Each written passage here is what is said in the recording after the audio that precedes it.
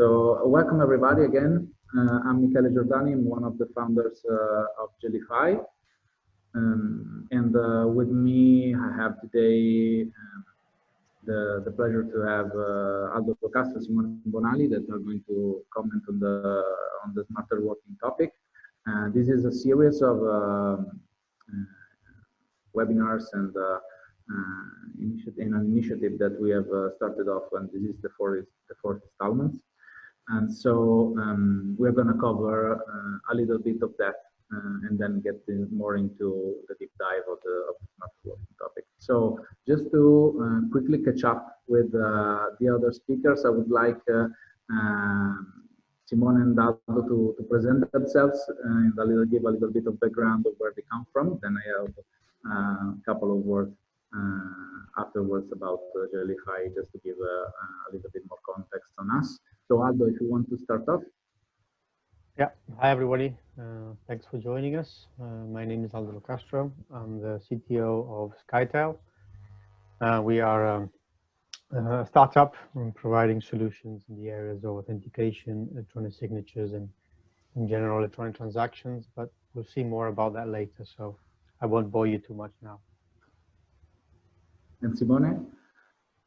Hi to everybody. My name is Simone Bonali. Now I'm a cybersecurity consultant in the Royal Commission in Riyadh, Saudi Arabia. And for more than 12 years, I was the CSO and CISO in the Crédit Agricole group, and covering all the security aspects and so on, also cyber and also physical security. Okay, very interesting. I think that let's say, hands-on experience is always very interesting. Just to give you a brief overview of the session, we're gonna comment a little bit about the initiative to give the context of why we're talking about Black Swan and how does this relate to the COVID situation right now. Obviously, the topic comes immediately to mind. So smart working, I think. Everybody has been impacted in a higher or less way by the lockdown. So that is fair to say that we are very much into a smart working mode, but there are several topics that we think are relevant, and also from a security perspective that I think Simone will share with us today. So I'm going to give an introduction on that, and then we're going to dive into the topic with an introduction of exactly on how the smarter working relates to COVID and to Black Swans, and then a deep dive even more into technologies and real cases like the one that Simone has experienced in the past. So going back to the initiative, just a couple of words on Jellyfy. Jellyfy is an innovation platform focused on B2B. This is the, let's say, the design that we gave to the model that we implement. Basically, we make the three actors that you see, startups, organizations, and investors, work together on innovative topics. This means a broad scope of projects and initiatives and even new ventures that can be the solution to a problem that we are facing or an opportunity that is out there in the market to be catched. You can find more about us in the links below. We are active. We have our board in Italy, but we are now globally expanding and settling down in Spain, Portugal, and Middle East. Going on, one of the key topics that I think everybody has in mind while discussing this initiative is why we're talking about Black Swans, and in particular the conversation around is COVID-19 a Black Swan in the let's say philosophical definition of the term. And so I'm going to cover this a little bit, but the point for us in setting up this initiative is that we are moving towards a business world that needs to be aware of the fact that the COVID situation is one of the many that we are going to encounter. There are basically unpredictable and that at least have unpredictable consequences in terms of impact on the business. And so when we can level up in terms of how do we respond to that, that is what we intended to address with this initiative. So sharing how does technology can help us and the methodologies can help us in face this kind of event.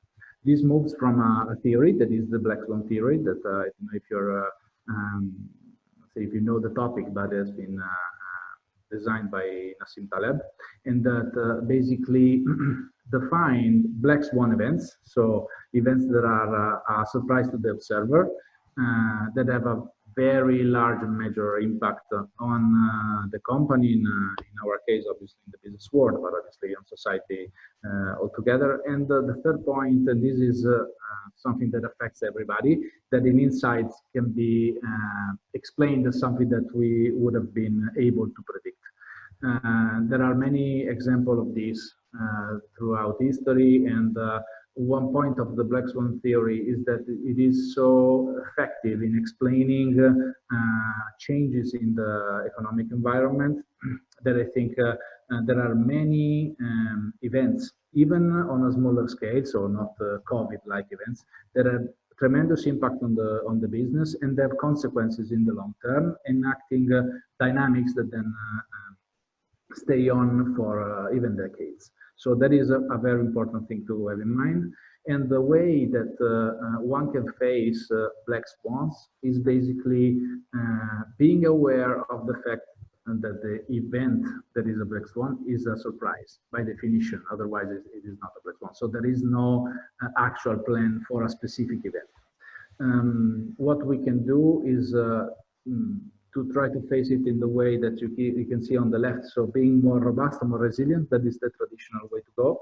The third one that is, I think, has a very strong analogy with the startup world and with the capability that scales very fast, is the anti-fragile definition. So is a capability, are all the capabilities that allows businesses and organizations to thrive in the uncertainty.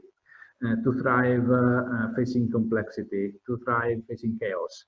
And this is, we have touched on these topics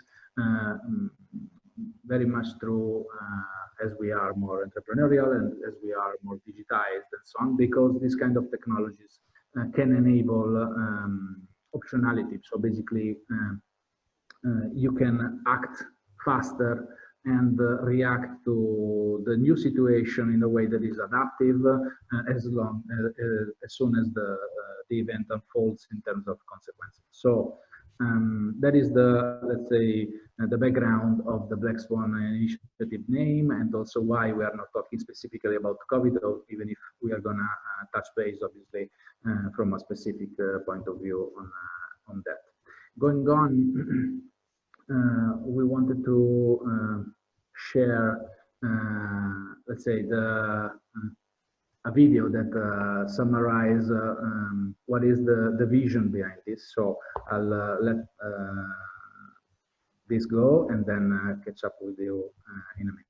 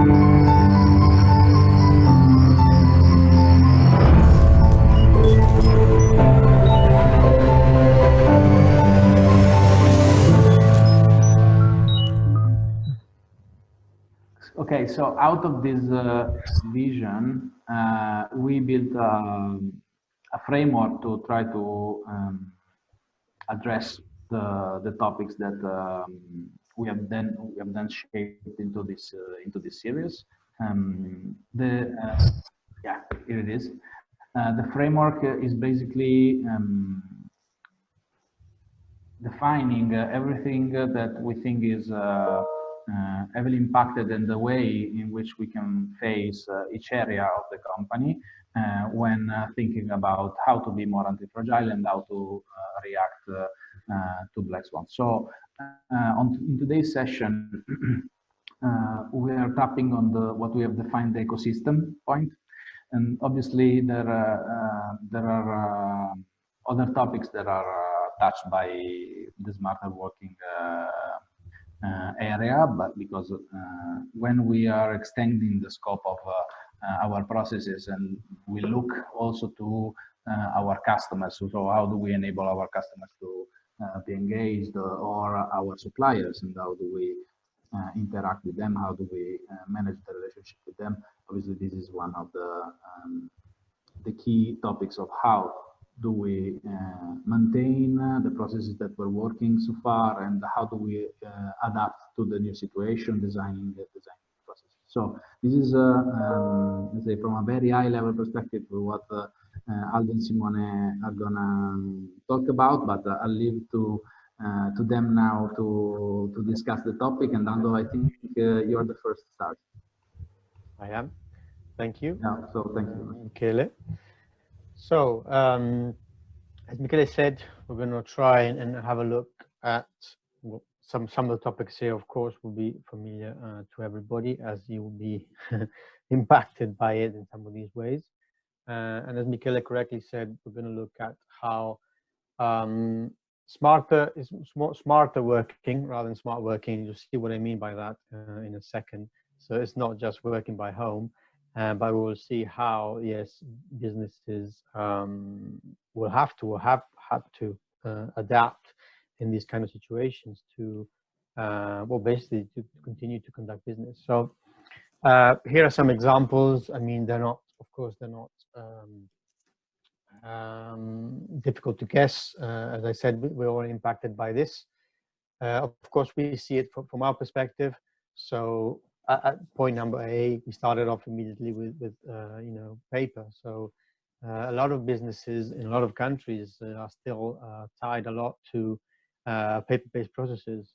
And of course, in situations like these, like COVID-19, that becomes a big problem, because you can't collect those signatures on paper, because people are not going to the office and you just can't get hold of them. So yes, in some situations you can have, and we've heard that is happening, have drivers take physical documents around people's houses, but you can understand how that is not a feasible process to maintain in the long run.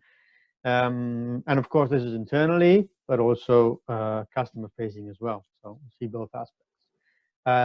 Similar concept, of course, goes to physical location. So if majority of business was done in a physical location, now you have a big problem. So we have seen, I would say, an acceleration. Well, some sectors who are already historically present online have, of course, accelerated or put even more effort, but we've seen a shift from other sectors that maybe normally weren't so active in that area, that they just had to, out of necessity. So new players, let's say. And which brings us basically to sort of consideration C, which is that A and B bring to the fact that unless processes in general, the businesses manage to digitize the processes, that they could be facing, you know, a block in their business. So they're actually facing the risk of not being able to continue providing service to their customers or working internally. And so building on that, what happens, as I said, when people cannot physically leave their homes, like most of us, I imagine most of you as well, connected. For sure.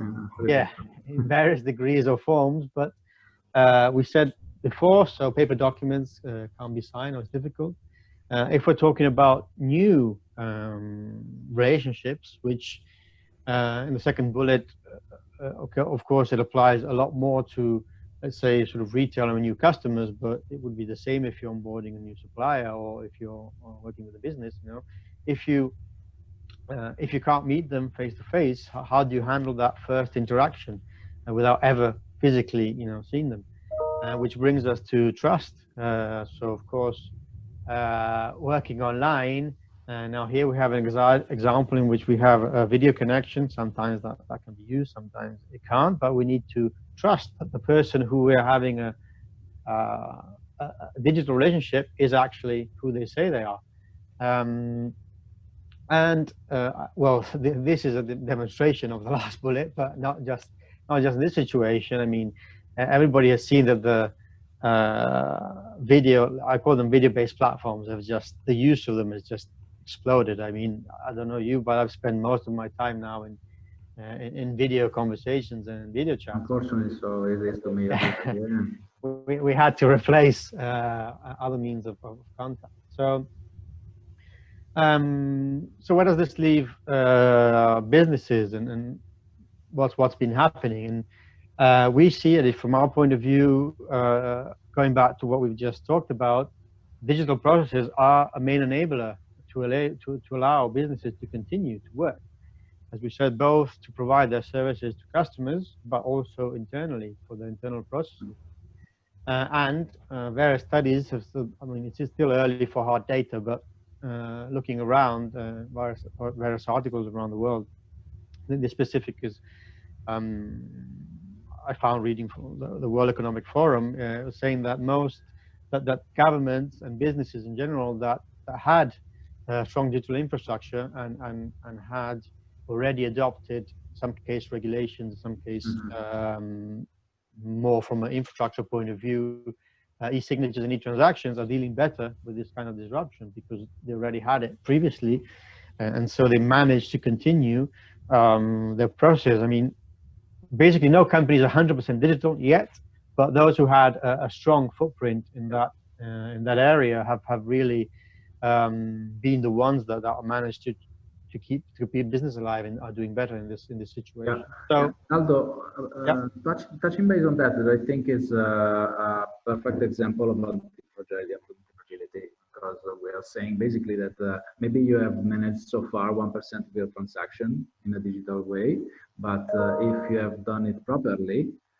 from an infrastructure perspective, when you try to move from 1% to 10% to 30% to 50%, then you're already there. So from your point of view, since you're doing this across sectors and across countries, are you seeing, let's say, businesses reacting in a different way? I know that, for example, financial services have been forced in the past to move early on this, but for sure, my bank and many others still love to have the branches, so run a lot of stuff into the branches and on paper. So have you seen this unfold in other sectors as well, even let's say unexpected one? Yeah, definitely. I mean, historically also our background and the type of customers we were used to, still are used to working with, predominantly financial. So we know that world, and they have been moving on this for years now. Although mainly, and Simone will talk a bit more about this later, mainly for, of course, for retail facing and customer facing solutions. But that's, of course, not the entirety of what happens in a business. But yeah, we've had in this period, as you can imagine, a lot of companies that probably would have never have thought until this to go digital, suddenly realized that, and this was mainly for internal processes, that they were stopped, they were blocked, they could not have, they had complex and paper-based like procedures for internal approvals, and they just found, okay, we can't do this, what do we do now? So, and this goes back to companies like manufacturing, which we wouldn't normally work with from that point of view. So industry, manufacturing, who maybe have a lot of technology going, let's say in the industry 4.0, but their processes in the back office are still not so 4.0. So we really have been targeted by any, I would say, any kind of industry. So we've expanded our range, let's say, of types of businesses who yeah, historically they wouldn't have, or in the past they wouldn't have been, let's say, so keen or so maybe so attracted to going digital, because they sort of, somehow you managed. And one of those things that says, if it ain't broke, why change it? And then you find out that it is, you can't do it Actually, anymore. at a certain point, you can do it Yeah. anymore. Yeah. Yeah, that's very interesting. And the other thing that I think is inside your point is also that you might have just one point in the chain that is paper, and then you're stuck in here. So One is enough. Yeah. one is enough to stop everything. So that is a good point also to catch the opportunity now, in order to say, okay, let's prioritize and see what. Yeah, exactly. Less, but It's always a process, you don't go digital in one day, of course, but you start tackling your processes, seeing which are, the most important, and then put down a plan to how eventually to get to as much as you can. But trying for first, I would say, first thing is not to be blocked. So it's not, of course, it's not just technology. It's not about processes. It's about how you do things. So it has to go. It's a digital journey. It's digital transformation. In this case, it's really like that. I mean, it's not just the use of technology. Buzzword. Yeah, absolutely. Okay, I'll let you go back to the slides. But I think that these points were relevant. So we are seeing now that you probably want to talk about the fact that yes, there is the e-signature topic, the technology, but the points that make this, let's say, a thing to look at, and what we need to consider are many others around that. So and also the fact that at the same time, it's not just because you go digital and you have instruments that it's magic, everything immediately perfect. So digital has its issues as well. So we have to be, of course, careful of. Especially when we have everything online and data, security becomes even more important, because we said before, especially if you're transacting with somebody who can be wherever around the world, you have to make sure that they are who they say are. So the themes around cybersecurity become increasingly important. Data integrity goes without saying. Once again, all my data is online. I have to make sure that data, I don't lose it, and that I can prove that it's still the right data, it's the correct data. Privacy, of course, well, Europe is, well, I would say especially, but of course, we think about it a lot since GDPR, or even more since GDPR. So it's a hot topic. And at the same time, of course, now I'm going all digital. I have to be able to, if everything I do is online, I have to be able to do that online. So services, internal and external, cloud-based, internal, or whatever it is, have to be available. Yeah. So resilience is another very important factor. So also things like disaster recovery, or those things that maybe, although of course nobody would admit to it, but maybe you were sort of a bit saying, okay, it's never happened, I can get away with it. When everybody's is going on your systems online at the same time, you may have a scalability issue there. Or what happens if 100% of your work is online and you have a networking problem, somewhere that doesn't even depend on you. So these kind of things become increasingly important. We're going to focus, of course, on some of these, not all. And what we see are the main pillars of a digital remote process. They're not the only ones, but it goes without saying we focus on the ones that we cover, where we have expertise. But if we go in more of a sort of, if we think of a digital journey, we follow it from that point of view. Would start probably with identification and onboarding, in the sense that if it's the first time that you have to interact with a person, you first have to identify them by some means. Of course, it will depend, once again, if it's a new customer, if it's your employee, you probably know who he is, hopefully. And if it's a supplier, things are different, but same concept. To start working with someone, first you have to know who they are. Then once we've done that, we'll see that in more detail. Actually, yeah, these are just the bullets. As I'm going to go in detail, everyone, we'll go straight to the next slide. So we'll follow that logical flow. So as I said, we would start off with identifying them. So before a user can interact with a platform, we have to know who they are, even if it's just giving them username and password or whatever. We'll see that later. But if I don't know who they are, then it doesn't really make much sense to give them credentials if I don't know who they are. And this, of course, can vary in grade depending on what kind of interaction you're doing, but essentially is always relevant. As we say, it's relevant for customers, but also for employees, internal processes, or it could be suppliers. It really is a 360-degree sort of problem. Of course, now more and more, we can think about it. If we are geographically distributed, it becomes even more, makes even more sense to have remote ways of doing that onboarding and identification process.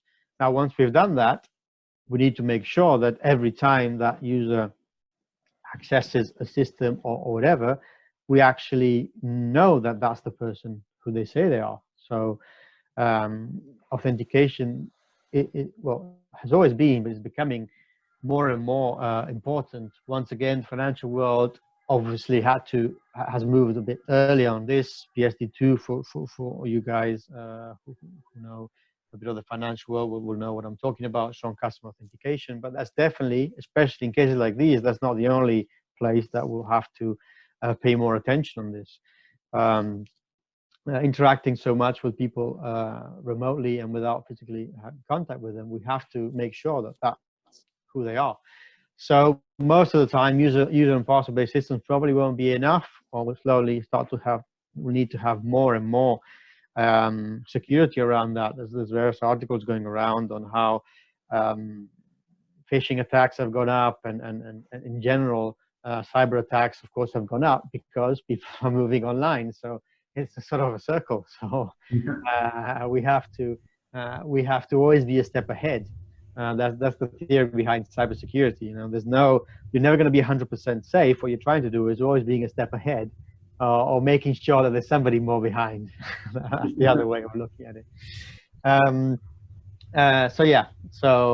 At the same time, we also want to maybe, where possible, we want to allow users to have better experience. As we all know, passwords are not a great system. They've been around for forever, but there are ways, more and more ways these days, in which you can have sort of passwordless authentication systems. And I think as we interact more, I mean, for me, we don't have all single sign-on with all these systems, and it's all, that account for that, and my Zoom account, and my cloud account, and my email account, and it's just craziness. So, a mess, yeah.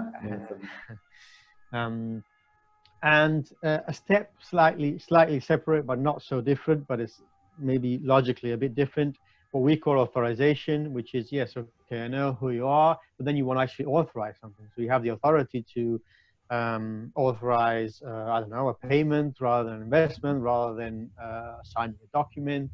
So they're closely linked, but slightly different in focus. Usually authorization is more focused on authorizing some kind of date, some kind of transaction. Yeah. Of course, the easiest way of thinking of it is either a document, a contract, and or it could be a bank transfer, but it can apply to anything. And once again, more and more now, as our paper-based processes have to move digital, authorizing things can be any step of a workflow in which maybe the CEO, or CFO, or whoever has to authorize a part of a process or workflow. We have to have a system in place that will allow that, once again, to do it securely, to make sure that the right person authorized it and that he really wanted to do that and to authorize that data. On this, I think that one example, I don't know if we were together when told me or someone else, but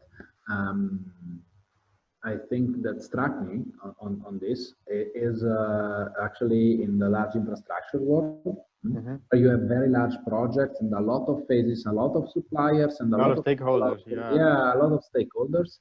And authorization is really key, because even in the paper world, actually, it was sort of, Aldo signed it, it's fine. But it's actually something that we can also improve on that, catching this opportunity. I mean, digital, because it's how not. do we know that that guy has the authority to do that? So, and some of Yeah, these there's scientists there's are very actually yeah, you're right. A heavy. parallel discussion there on delegation of authority on who can actually sign things, which is something that often very few people actually check. If even when you get a signed document back, you very rarely check that that person had authority to actually do that. In a digital world, even though I must admit it's still something that even in the e-signature world is not done as much, but I think that we're going to see a big increase in that as well. We know we've got partners who have solutions that manage the sort of delegation of authority and making sure that once who can sign what. It's a Yeah. very interesting topic actually. Yeah, and also from a process perspective, I think that the cybersecurity approach now of I need to be one step ahead is actually very interesting, because that is something that we can, let's say, process-wise address something that is actually a breach, a potential breach for someone that is maybe not a cyber security hacker. It's just someone that can exploit legally or claiming damages or not paying what is due from them. That is exactly the same thing. So this is one of the reasons why I wanted this session so badly, because it really is everywhere. Cool. And yeah, so, and as we said before, once all your data, most of your data is digital, you have to make sure that it's preserved, because you need that data, and you have to make sure, of course, depending on what it represents, but in general, that it can't be tampered with, or if it can, that you can detect that immediately. And so that security on data itself being data the original. So, you know, it's not a backup of the paper anymore. It's the original process. So it's your data with which you work, and decisions are made, and so it becomes increasingly important. So now, to make things a bit more lively, we're going to sort of go more into practical examples of some of these concepts. We have Simone here that will go through with us of his perspective, from his experience in both his sort of roles he mentioned before, and then I will briefly go over another use case just to give you an idea of a bit what Michele said before of what kind of processes, what kind of businesses are actually doing these kind of things, and what kind of use cases are we seeing. And then we'll do a bit more of a deep dive on what the underlying technologies are that allow these things. So I will pass, well, I will introduce Simone again, but we're going to try and see if we can, I'm going to sort of ask him a bit of questions based on his experience, and ask him to give us a view, especially starting, the title here is digital banking. We will maybe digress a little bit in his new role as well, because it's interesting, but let's start from there. And in your experience, what you've been doing, and how the situation you've seen, how it's impacting now, even banks that, you know, were already quite digital for some points of view. So let's hear it from Simone. Okay, thank you, Aldo, and thank you also to Edify to invite me. And first of all, I have nothing to teach to the participant and so on. I just to share my experience with all my previous and my running experience in the Royal Commission in Riyadh. You talk about the authentication authorization. It's I'd like to add the auditing, because the pyramid of security is the AAA. Authentication first of all, authorization, and auditing. So I think that's the basic, just to fight any kind of attack in cybersecurity, or not cybersecurity, just security and so on. Because cyber means a very huge space. Sometimes when we think of cybersecurity, we are thinking a specific word, but sometimes just to keep safe your, as usual, environment. In the chain of the security, the human behavior is the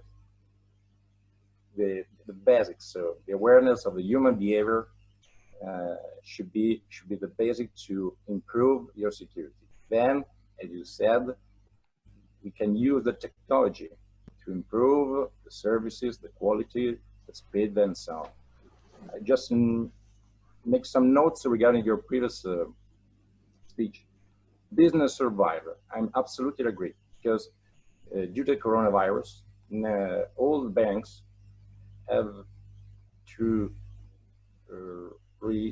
rethink all the process, not for retail, because the retail is a little bit digitalized, but for the corporate and corporate banking, because unfortunately, during this period, if you want to sign something, unfortunately, you are obliged to go to the branch office, to the branch of a different bank, and the first of the banks was closed. And how you can survive your business if you can sign contract, if you can sign or make some transaction and so on. That's why the banks had to rethink all the process in terms of physical versus digital, and use a digital signature to do everything. Because before you had just to use a digital signature to make a bank transfer, that's it. But now it's not enough. The life in the COVID show us that it's not enough. So we should push much more the digitalization in the whole process, not only to optimize them, but to be sure that if, unfortunately, we can go to the branch or if it happens something like the COVID-19, we can continue to offer our services, and so, and especially, as you said, to be sure that our business will survive to this black moment. And Simone, branch office. Simone, I think that this point is really interesting, and it's going back also to Aldo's one on customer experience. Corporate banking is a perfect example, also because it's a business-to-business transaction that is, let's say, behind the curtains of so many things that we see in the consumer world as well. So thank you for touching base on that. And I think it's an example that revolves also around finance department everywhere in any sector, or procurement department in any sector. That is another thing that I think everybody is experiencing now, that just to keep doing the work that they were doing before with an happy customer and supplying the product, that is something that is a struggle now. So moving fast is very hard when you need to do simple things in a very complex way. So yeah, I think it's a very good point. Yeah, and also just to add, there's a legal issues. When you sign a contract with a bank, you sign a contract with it is based on physical approach, not digital. Therefore, you have to change also the contract. Yeah. And notify to your customer, hi, my dear customer. Move on from physical to digital process, contract, and so on. That's a very, very big step ahead for the banks. And just to continue to have a good relationship with the customer, especially now where the money means survival.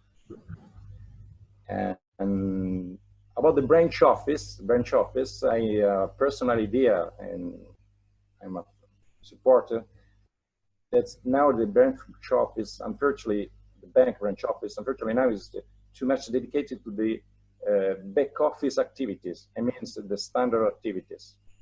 And digitalization should be helped to another transformation. So transform the branch bank office in a front office of commercial front office, and use the human resources in the branch office to sell product, to make assistance and so on, not to do the standard operation you can do by yourself with internet banking, mobile app, and so on. But to do that, you need a very strong and easy authentication. Okay, because authentication, as I said before, is the first step. So you should be sure that who is making that, it's really Mr. Simone Bonali, Aldo Locastro, and so on. Otherwise, for the security, like globally, not cybersecurity, that's very leaked. And that's all regarding the banking. Yeah, thank you, Simone. I would say just a few words to give us on sort of lesson learned from this experience and how you sort of in a new role, in something that's developing now, how some of those lessons or what we're learning now, how do you see that will be applied to something in the future? So now in my new life, a new country, because from Italy and banking, now I'm working in Saudi Arabia, and I'm a cybersecurity consultant for the Royal Commission. We're working on the public transport, bus and metro, and that's very, very interesting because it's a new frontier of cybersecurity. It's an integration between physical and cyber services. So through the online app, website, and so on, you can arrange your survey, your journey, and so on, pay your tickets and so on, and then use a physical services. So bus or metro line. Or also if you arrive by plane, you can arrive in the airport, you can arrange your trip. I want to go from this point to that. Okay, we will do for you in real time and so on. But also here, to be sure, if you make a payment or if you register on our website, when we want to profile you, we should be sure that you're really Mr. Locastro and not a fake person or fake profile. Otherwise, we can customize your staying in Saudi Arabia, okay, for example, or wherever you want. That's it. So also here, we can use the same approach. Before we sell bank services, now we sell, okay, journey, trip, or we will help you to organize your holidays, no matter. Most importantly, we be sure that you have that you say, your register and so on. You can profile it and we can offer your best services as we can. That's it. Thanks, Simone. okay, thanks, Simone. I think we are running a little bit late, and yes. So I would like to cover all the topics. So I don't know if you had a last question to Simone, or we no, with Simone, okay. we are okay. So thank you. Thanks, Simone.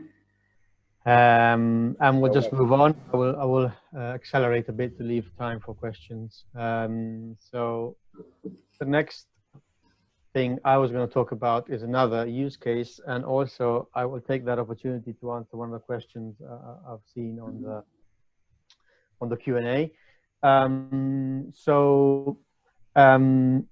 This use case is for still a pilot with actually a government entity in UAE.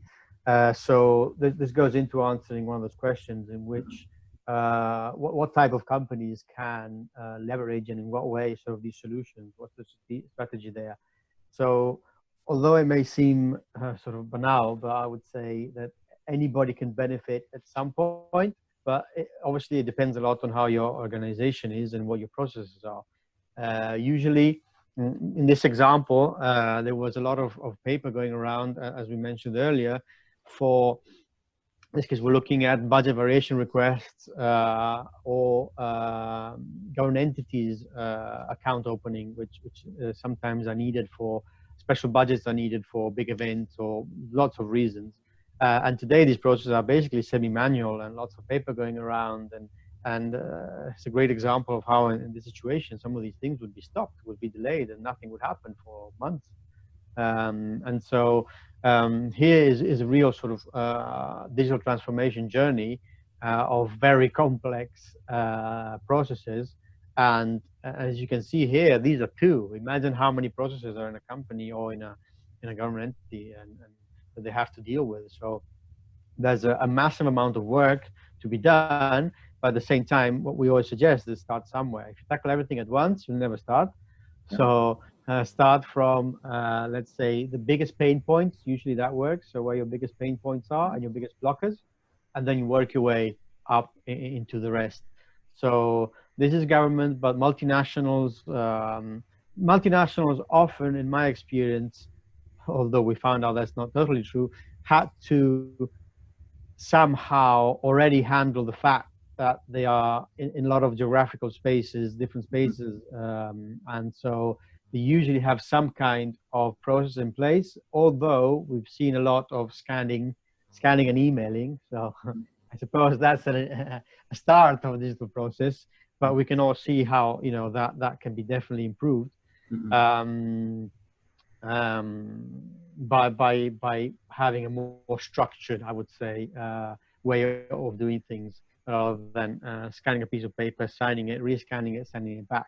Because of course there's a lot of potential for frauds, errors, all kinds of things can go wrong in those situations. And Aldo, if I may, I think that we have another couple of questions that are heavily related to this point.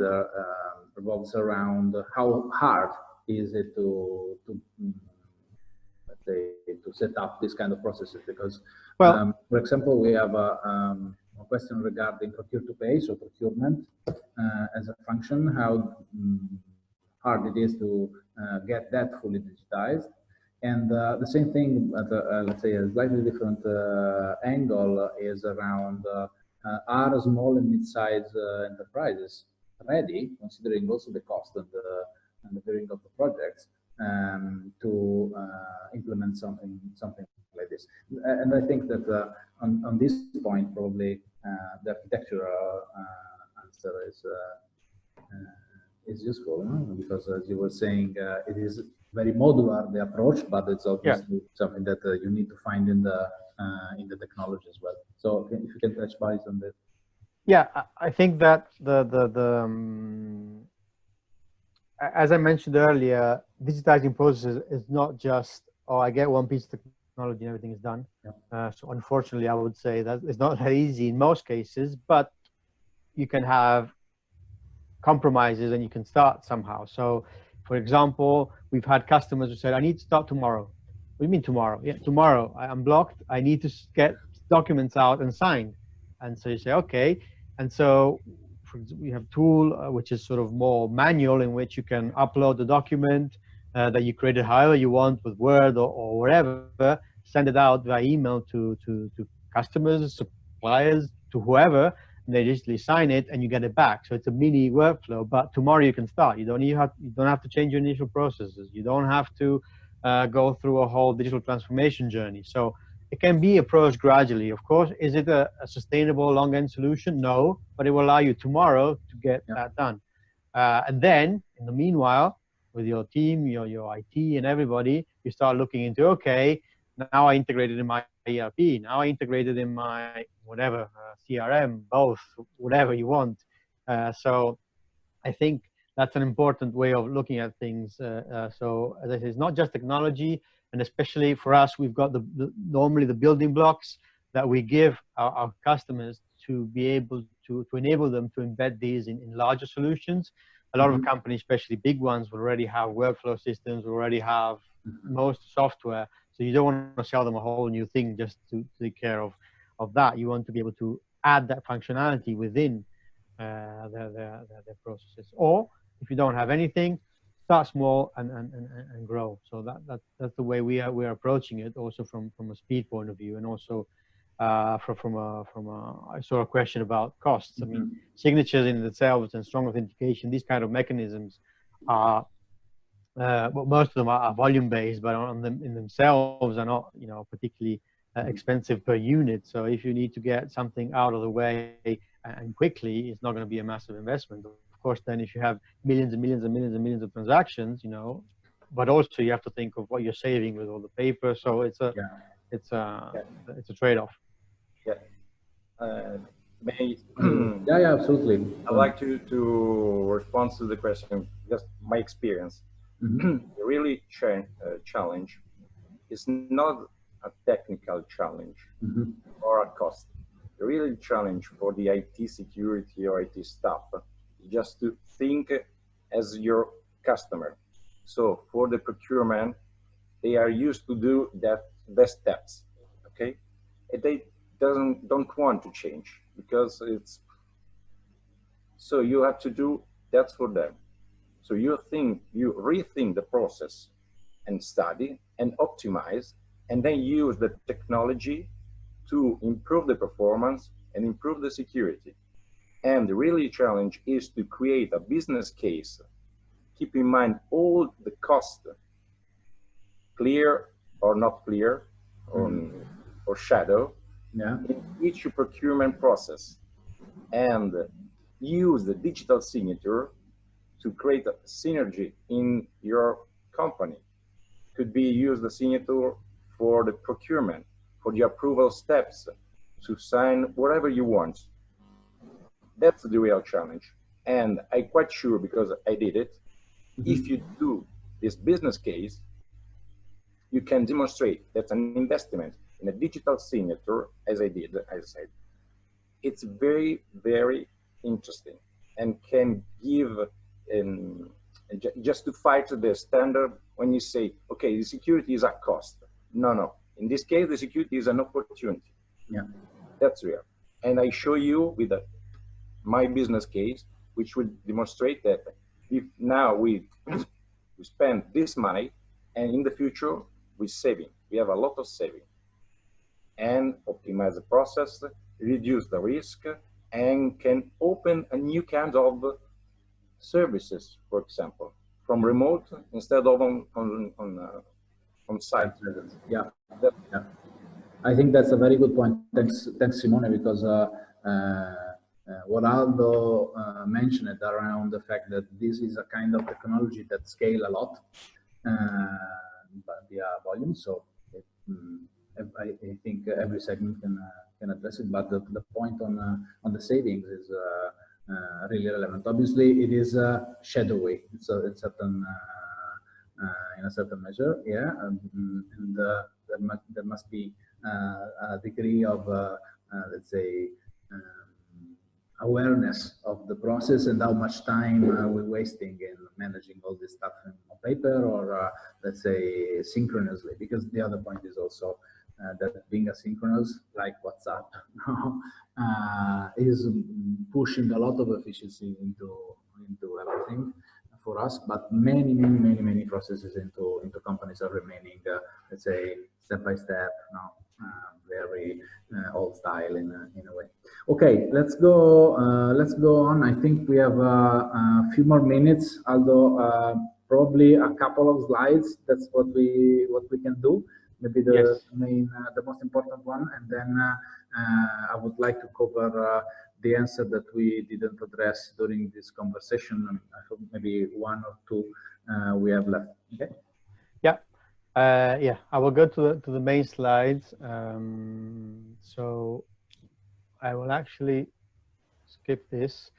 So very rapidly, actually, I'll just go to here, which is the sort of high-level overview of what we do, what we talked about today.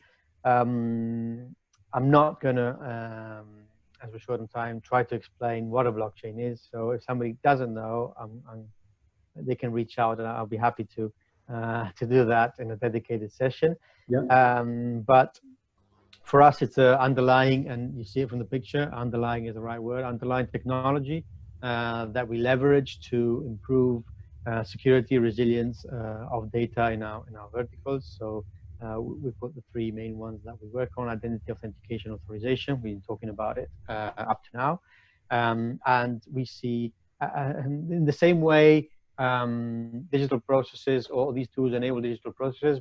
Blockchain is an enabler to have sort of some extra security features and extra layer of security in applications and in these specific verticals. That has been our approach, and a bit how we've added on to some solutions that, of course, in essence existed before. So, you know, authentication, we didn't invent authentication. I wish we had, but it was there even before me. But we've tried to give a new take on it and extend and expand on what has been done today to add those extra layers of security, which in situations like these, or in general when going online, more and more online, you need that extra layer that will allow you to make sure that you're dealing with the right people, and that your data is secure. So maybe just very quickly, just to give a graphic image of what we're talking about, just sort of make it more practical, maybe, of what we're talking about. I mean, we've been very high level up to now. So this is just an example, but one of the main points, but it was more to show the mobile phone, just because these days, you know, it's becoming more and more an ubiquitous tool, and for us as well, it represents the token, if you want, or the mechanism for doing a strong authentication for the user. It's not, of course, the only way, but these days, more and more, I mean, nearly everybody has some kind of smartphone, and it just provides a really good user experience without losing any of the security. So basically, you use your device as a authentication, authorization tool.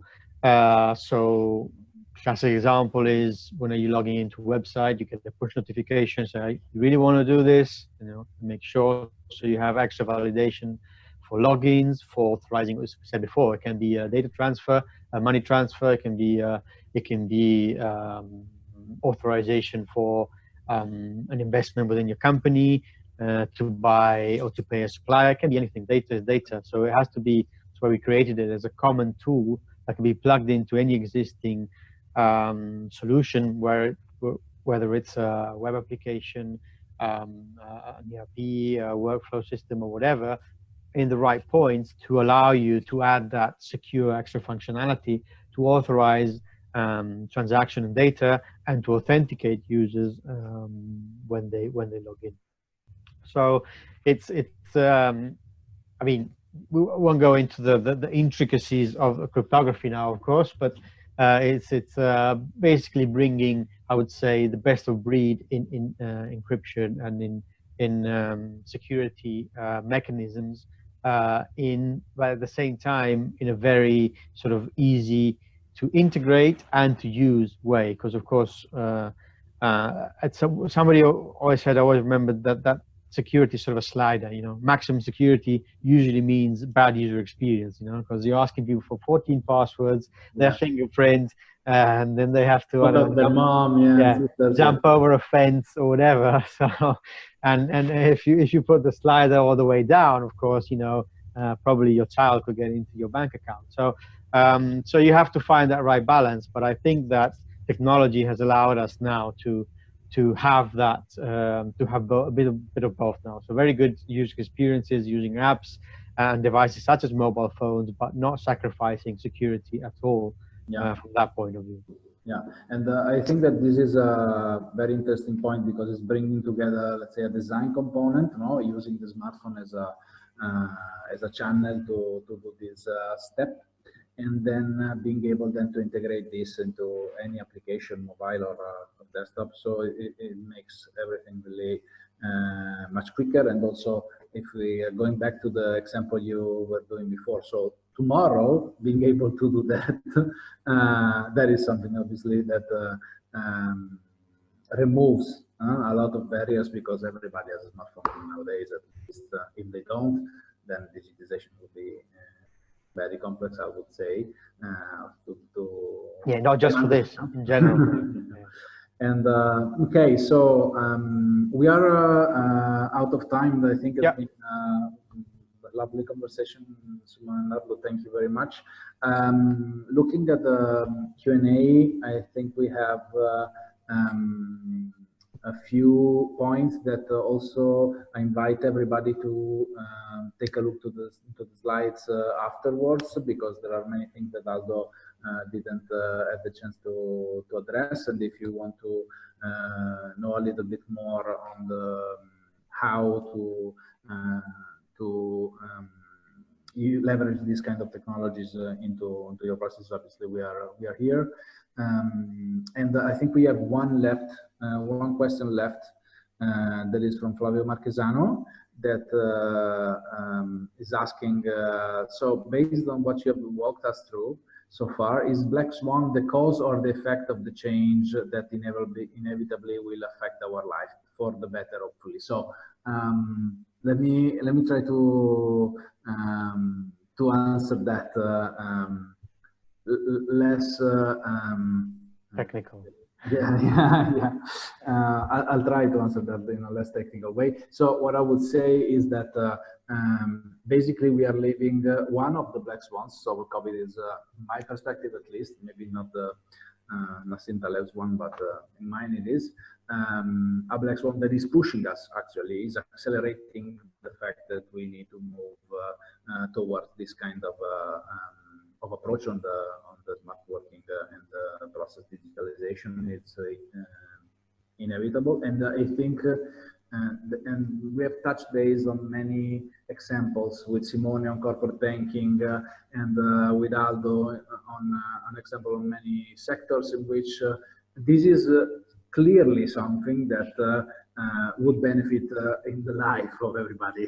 We are not saying in the business of everybody, probably yes, but also knowing that this technology exists, I think we can be let's say a source of change for our organizations in order to do much relevant work and less paper going around, but also having to meet and organize to validate a step into a project. It is something that is from the past century, I think. And so, in a way, the black swan is the cause in this, from this angle. And the change, I think, is for the better, absolutely. I've seen in many situations Algo's technology and Skytail technology now, and it's really incredible what the speed and the ease of using the smartphone to do stuff that is really no way to describe if you compare with the paperwork or with even with the standard application approach, because this is obviously something that can be done. Also saying that when someone push a button on SAP, that's the validation that we need. That's, I think, if you want an optimist answer, that is my, yeah, I think yeah, Simone, if you want to add I think it's absolutely optimistic. So because the digitalization solution like that is the base for a green company, for a all paperless process. Mm-hmm. So that's mean obviously saving and improving your performance and revenue, obviously.